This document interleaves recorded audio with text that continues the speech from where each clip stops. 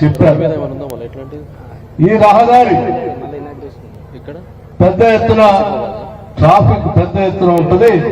ఈ ట్రాఫిక్ ని అధిగమించాలంటే ఉట్నూరు ఆసిఫాబాద్ రహదారి ఇది వెడల్పు చేస్తే బాగుంటుందని చెప్తే దానిని కూడా ఇప్పుడు ఈ రహదారిని వెడల్పు చేసే కార్యక్రమంలో భాగంగా శాంక్షన్ చేయటమే కాదు, హ్యామ్ మోడల్లో కొద్ది రోజుల్లోనే టెండర్లు కూడా పిలుస్తా ఉన్నారు. ఈ రహదారి కూడా పిలుస్తడం జరుగుతుంది. అట్లాగే ఈ ప్రాంతం నుంచి వెళ్తున్న సందర్భంలో కొన్ని చోట్ల నీటిపారుదలకు సంబంధించిన ప్రాజెక్టులకు సంబంధించి కొన్ని సమస్యలు అడిగారు. ఆ సమస్యల్లో మార్గ మధ్యంలో నడుస్తున్నటువంటి ఒక ఊరికి బ్రిడ్జి లేదు. ఆ బ్రిడ్జి లేకపోతే ఆ ఊళ్ళో పోలేకపోతున్నాం అంటే ఆ ఊరికి బ్రిడ్జిని ఇప్పటికే శాంక్షన్ చేయడం జరిగింది. కృష్ణానాయక్ తండా వంతెన పనులు కిషన్ నాయక్, అట్లాగే ఉట్నూరు కెరిమరి రహదారి విస్తరణ సమస్య, అనార్పల్లి వంతెన పనులు సంబంధించి కూడా దాన్ని రీడిజైన్ చేసే వాటిని కూడా చేసి పనులు పూర్తి చేసే కార్యక్రమం చేస్తా ఉన్నాం. ముఖ్యంగా ఇక్కడ ఓజా సంబంధించినటువంటి తెగ ఇక్కడ చేస్తున్నటువంటి పనులతో వాళ్ళు తయారు చేస్తున్నటువంటి హస్తకళలకు సంబంధించినటువంటి వస్తువుల్ని ఈ మార్గ మధ్యలో నడుస్తుంటే వాళ్ళ షాప్ లో కోఆపరేటివ్ సొసైటీ అనుకుంటా అందులో తీసుకుని వెళ్ళారు. ఆ సొసైటీలో వాళ్ళు చెప్పింది ఈ పరిసర ప్రాంతాల్లో ఎవరికీ లేనటువంటి కళ మాకు తరతరాలుగా వస్తున్నటువంటి కళ, ఇది మా చేతుల్లో వస్తున్నటువంటి కళ, ఆర్ట్ ఇది. దీనికి గతంలో ఉమ్మడి రాష్ట్రంలో ఉన్నప్పుడు ఐకేపీ ద్వారానో మెటా ద్వారానో కొంత ఆర్థిక సాయం అందుతూ ఉండేది. ఇప్పుడు పూర్తిగా ఆగిపోయింది. ఏదైనా చేస్తే తప్ప మేము విస్తరించుకోలేని పరిస్థితిలో ఉంటే ఉన్నామని చెప్తే తప్పనిసరిగా వాళ్ళకి నేను మాటిచ్చాను, ప్రభుత్వం వస్తుంది, మీకు కావాల్సినటువంటి ఆర్థిక పరమైనటువంటి వెసులుబాటుతో కూడిన సహకారాన్ని కూడా అందిస్తామని చెప్పాము.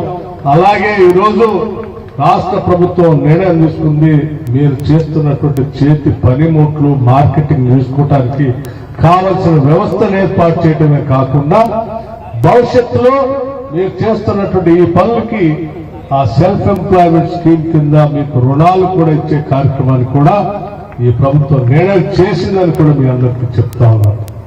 అలా నాతో మాట్లాడుతూ అందులో ఉన్నటువంటి ఒక ఉద్యోగి చెప్పాడు, ఈ మొత్తం ఓజా తెగ సంబంధించినటువంటి వాళ్ళలో నేనే పీజీ చేసి ఉన్నటువంటి విద్యార్థిని ఇక్కడ ఉన్న వాళ్ళలో, సార్ నేను పీజీ చేసి కూడా నాకేం ఉద్యోగం రావట్లేదు, ఏదైనా సహాయ సహకారాలు అందించాలి అంటే నేను అక్కడ చెప్పాను, ఉద్యోగం కోసం ప్రయత్నాలు చేయి, ఉద్యోగం రాకపోతే సెల్ఫ్ ఎంప్లాయ్మెంట్ కోసం అప్లికేషన్ పెట్టుకో, తప్పనిసరిగా నీకు సెల్ఫ్ ఎంప్లాయ్మెంట్ వచ్చేటట్టుగా చేస్తామని చెప్పా. ఇప్పుడు కూడా నేను వాళ్ళ తల్లిదండ్రులు కలిస్తే అడిగాను, ఆ పోస్ట్ గ్రాడ్యుయేట్ చేసినటువంటి ఆ వ్యక్తికి నేను చెప్తా ఉన్నాను, ఇప్పటికైనా నువ్వు సెల్ఫ్ ఎంప్లాయ్మెంట్ కోసం అప్లికేషన్ పెట్టుకో, తప్పనిసరిగా ఈ రాష్ట్ర ప్రభుత్వం నీకు కావాల్సిన ఆర్థిక సహకారం అందించి నీ ద్వారా ఈ ప్రాంతంలో వ్యాపార అభివృద్ధి కోసం కావాల్సిన సహాయ సహకారం అన్ని అందించడం కోసం ప్రయత్నం చేస్తానని సందర్భంగా మనం చేస్తా ఉన్నాం.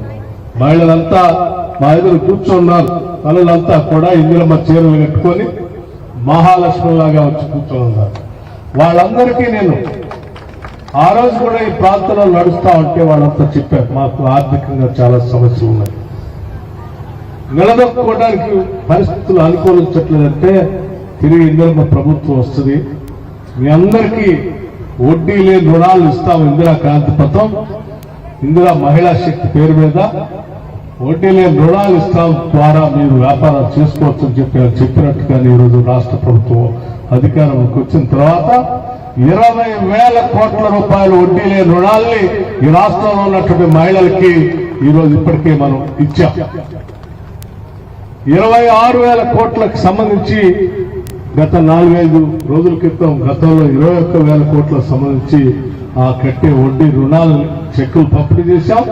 4-5 రోజుల క్రితం మిగిలినటువంటి 5,000 కోట్లకు సంబంధించిన వడ్డీని కూడా ఈరోజు చెక్కుల రూపాయలు రిలీజ్ చేశాం.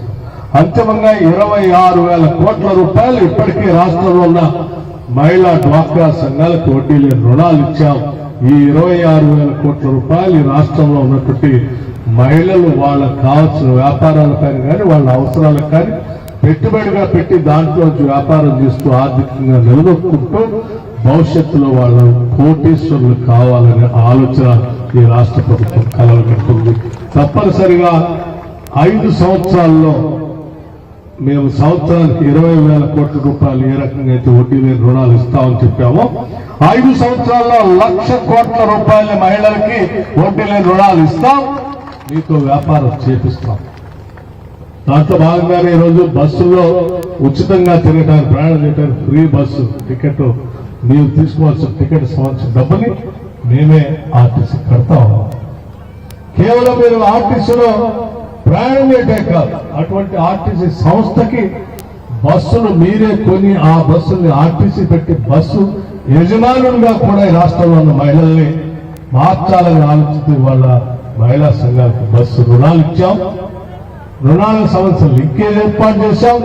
ఆ బస్సుల్ని ఆర్టీసీకి అనుసంధానం చేశాం. ఆర్టీసీకి మీకు డబ్బులు ఇచ్చే వ్యవస్థను ఏర్పాటు చేశాం. అంతిమంగా ఈ రాష్ట్రంలో గతంలో కనీసం 1,000 రూపాయలు కూడా చేతిలో లేనటువంటి వాళ్ళు మహిళలు అవసరం పడితే ఎక్కడికైనా పోతే నీ దగ్గర ఇల్లు వాకే లేదు నీకాడిస్తా అని చెప్పి